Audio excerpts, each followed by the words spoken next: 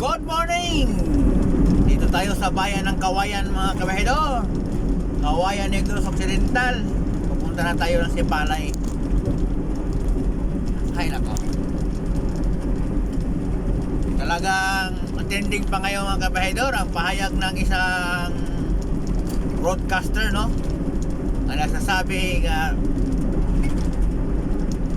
ano daw? 63 consultant. Grabe itong grabe itong dating senador mga kabahedor, no? Tinatawag na ngayong asong gala. Saan ka makahanap ng senador, no?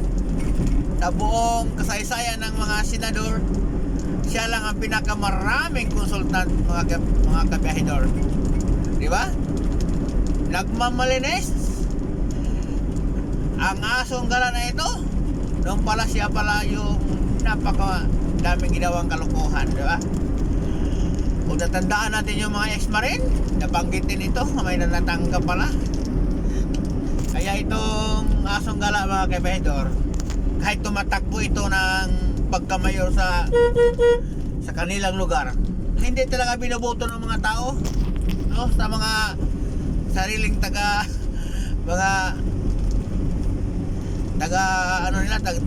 kapitbahay niya. Kahit yung kapitbahay hindi siya binoboto, wala stick talaga. Ibig sabihin lang yan, talagang wala talaga to sa nahulog tong asong gala na ito, no? Hanggang ngayon trending pa rin. Pag scroll natin sa Facebook, makikita natin doon yung sabi ng buscaster nga si asong gala daw pinakamalinis daw nga politiko, pero natuklasan ng COA ng Commission on Election na tuklasan na siya para ang pinakamaraming consultant, 63. Pero mo, pati driver at saka boy ng houseboy naging consultant. Ganito wala ka tindi yung si si Dugi. Tukoy. Wala di ka Dugiya ka.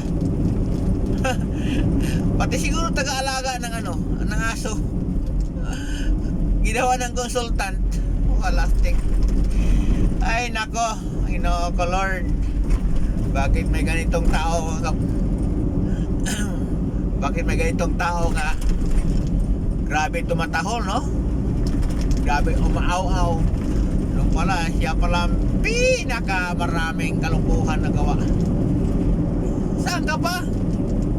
Sa daming senador, mga dating senador, hanggang ngayon ang mga senador, walang ganyang karaming konsultan, 63.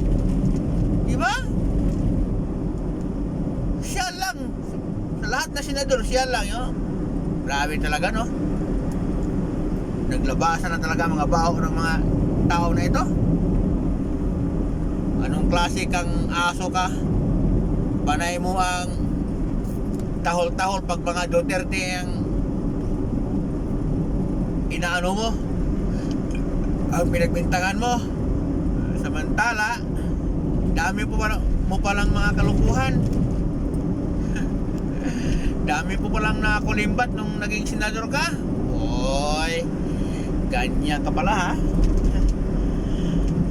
Kaya hindi mawala ang galit mo sa mga Duterte, kasi alam namin dahil tinanggihan ka pag na gawin vice presidente yung ni Digong. Yan ang umpisa.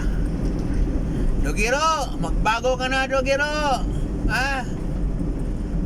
Wag na masyadong Dugi. Maiksi lang ang buhay natin.